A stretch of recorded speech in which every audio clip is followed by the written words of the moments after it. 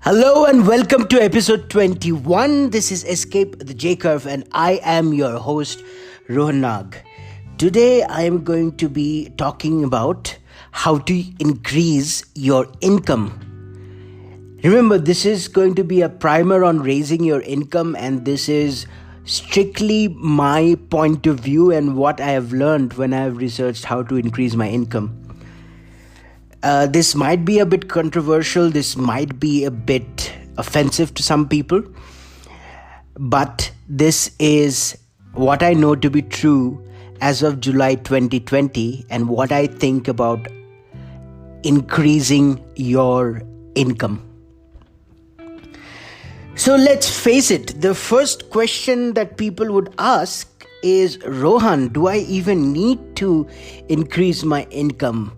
Money is not the most important thing to me. Family is. I am happy. Do I even need to play the money game? Why can't I just, spend time with my family, do my job 8 hours a day, 5 days a week, end of eternity, and I come back home, I watch my Netflix, I eat my dinner, and I spend time with my family, and then I go off to sleep. What's wrong with that? Why do I need to focus on making more money? And the answer is, you don't. If you have an income which is enough to pay off your bills, it's fine.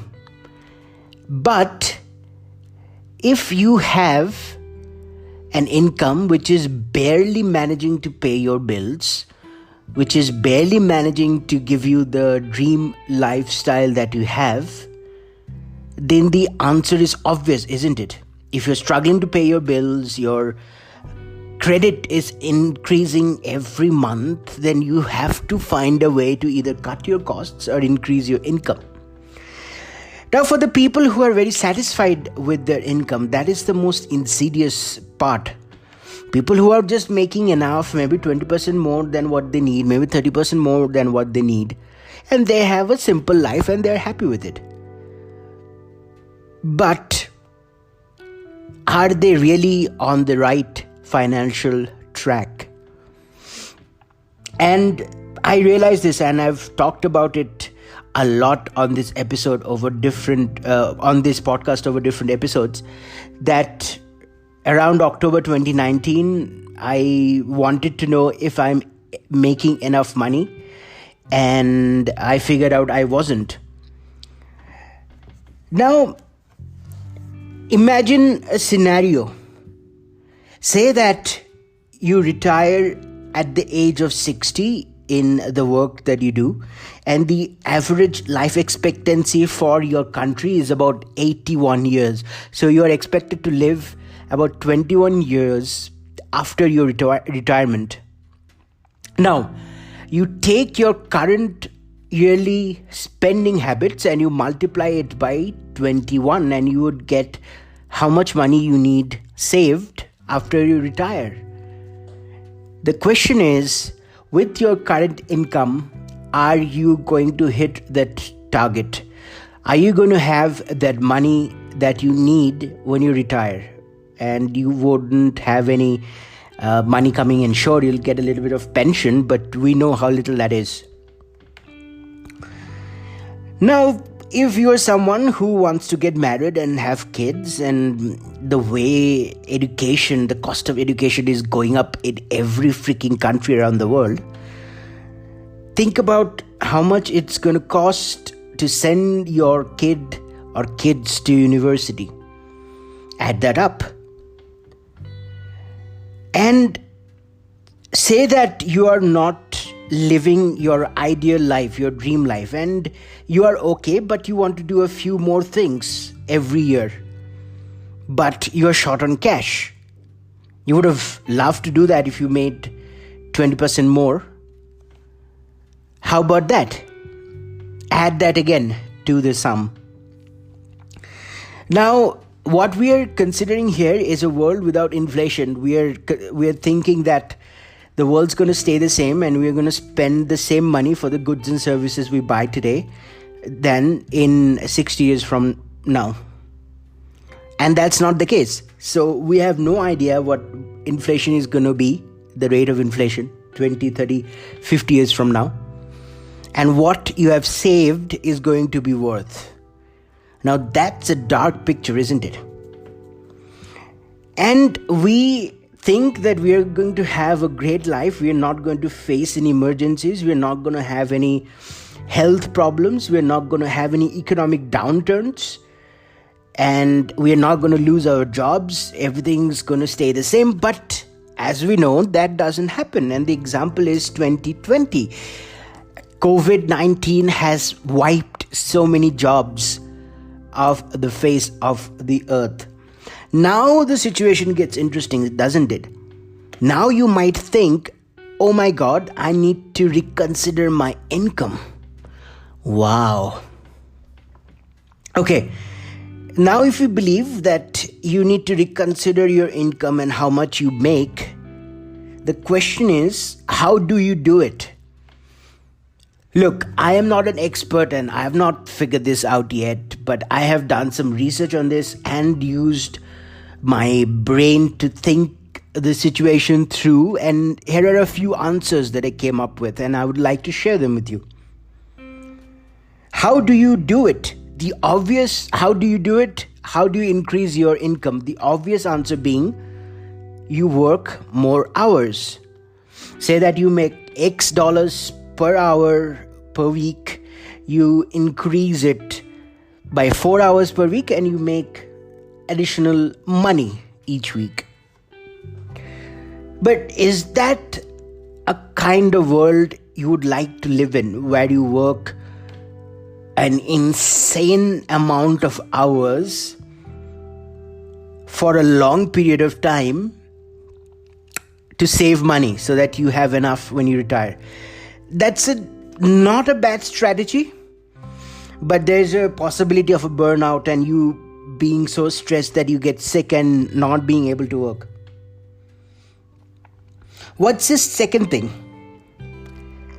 Second thing is obviously get a skill which pays more per hour of work that you do. So if you make 10,000 rupees a month doing something and you learn a new skill and you work the same hours the next month and you make 13,000 rupees or 15,000 rupees, then you can use your free time to do the things that you like make music or talk to your wife or play with your kids. Amount of work being the same, you increase your income. Now, I'm going to bring in a little theory from economics. Economics has a graph called the demand and supply, and basically what it says is things which are higher in demand but lower in supply can command a higher price. So things that are more important are more and in short supply, people tend to pay more money to acquire that product or a good or that service. So it can be argued that rarer the skill or the more in demand the skill and the less people doing it in the market are, an argument could be made that you could increase your income. Now think about it. Imagine one of the highest paid people in the world. Elon Musk, who is the 30th most rich person in the world. Think about all the skills that he has. He is a computer programmer, he is a public speaker, he knows marketing, he knows structural engineering, he understands corporate finances, he understands how to build new companies, he understands how to build systems, he understands how to do HR, he understands how to raise funds for his companies. So you see, he's got a skill stack of different skills. And every skill that he has, it sort of differentiates him between the other people working for the same role in the market. Just think about it. Like, how many people in the world do you think could be the CEO of Tesla and SpaceX at the same time? I mean, very few, probably none. And that's why he's in a unique position to command the money that he commands right now. He's very, very highly paid. But of course, he thinks that it's his purpose to take humanity to a better place. He doesn't really care about the money. But yeah, I mean, whatever he has built, whatever skills he has acquired, it has helped him to build those companies and to make the amount of money that he's making now. So think about it, like, if you are the only person in the world who can solve a certain problem, think of the amount of money you can charge for solving that problem. Imagine that somebody came up with a antidote or a vaccine to COVID-19. Like, people wouldn't have any problem if he made trillions of dollars. If he was the first trillionaire the world has ever produced, nobody would care. So the more skills that you stack, the rarer your overall value to the market becomes, and the higher the price that you can command. Let me give you another example. Say that you are a chef and you have a friend who is also a chef, and he knows how to run a restaurant, and he also knows how to do great marketing. Who do you think should make more money? Obviously, the man who is, a chef, knows how to market, and also a good restaurateur. It's a rarer skill. There are plenty of people who know how to cook, but there are less number of people who can cook, who can market, and who can run a restaurant. Just look at Salt Bay and his success. Now, again, let's do another example. Suppose you are a musician and you have another friend who is a musician, who is a tremendous performer, who knows how to excite the crowd and get the crowd into the music and involve them and give them a very relevant and satisfying emotional experience. Somebody who knows how to market his music, somebody who knows how to run a music production company, and somebody who knows how to rap, and somebody who knows how to package things. Do you think that person is going to make less money? Your friend is going to make less money than you or more money than you? I think it can be safely said that that person is going to make more money. And the real world example is Jay-Z. He is probably going to be the world's first musical billionaire, and he's married to Beyonce. So I sort of went on a rant to present to you the importance of learning and stacking valuable and rare skills. Now it's important to understand which skills are important and how to stack them. Think about it. Think about a profession. Think about coders, software programmers, software architects, software engineers are very, very highly paid. They make a lot of money. They make more money than teachers, for example, but there is a downside. The standard for coding changes every year. Sometimes you have C++, sometimes you have Java, sometimes you have Python, sometimes you have Ruby on Rails, sometimes you have R. The standards change every year, and for the software coders to be relevant and to be making more money the next year, they need to constantly upgrade their skills. But think about something which has stayed the same ever since commerce existed. Just think about this for a moment. If you could learn a skill which has stayed the same for the longest time and you could predict that it would stay the same for a foreseeable future, would you think that skill is going to make you more money and it's important and you should learn it? What is that skill, you say? That skill is to be able to influence people to buy stuff.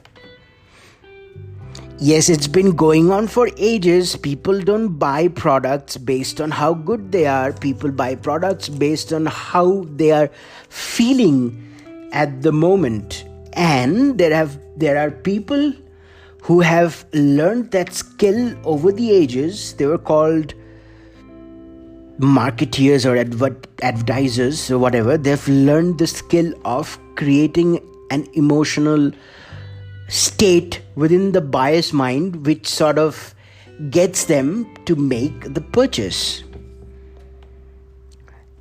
The media might have changed. It might have been radio a few years ago. Then it shifted to TV. Then it shifted to billboards, magazines, newspapers. Now it's the internet. The mode of selling has changed, but how it's sold, it has not. People use the same techniques, the same processes to influence other people to make a buying decision. That is called direct response marketing today. Using the internet to get a sales message across, to get people to buy something. It is relevant for every market, every niche, every product, every industry, every damn service. If somebody manages to learn this skill, how to influence people to get them to buy something through a sales letter, through a YouTube sales video, through X, through Y, through Z, I don't think that person will ever starve. So think about it. This skill has various sub-skills. Creating an online sales letter. So direct response marketing is nothing but creating an online sales strategy that speaks to multiple people with different problems at the same time, and they talk to the pain points of the customers in such a way that people make a buying decision. It's not 100%, not everybody would buy it, but a vast majority or a good percentage of people coming to that online sales page will get influenced and make a buying decision. There are various parts to it. There is a funnel involved, there is copywriting, maybe there is traffic generation, there is online sales, there is the sales message itself, the offers, the value of the offers, the price. Everything is there. It's all a part of the skill, which is learning to sell online, or learning to be influential online and getting your sales message across no matter what you're selling through direct response marketing. And I think it's a very important skill to master, and I'm going to go in deep tomorrow on what are the subcategories within the skills are and how you can get started.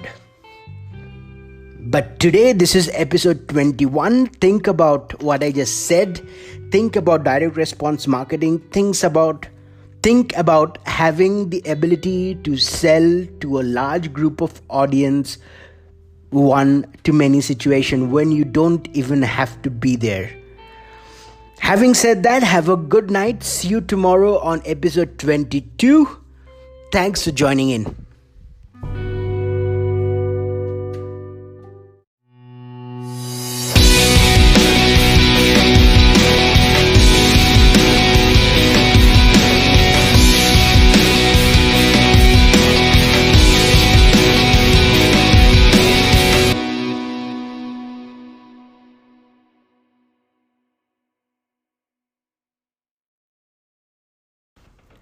Listen, thanks so much for listening to the episode. I really appreciate it.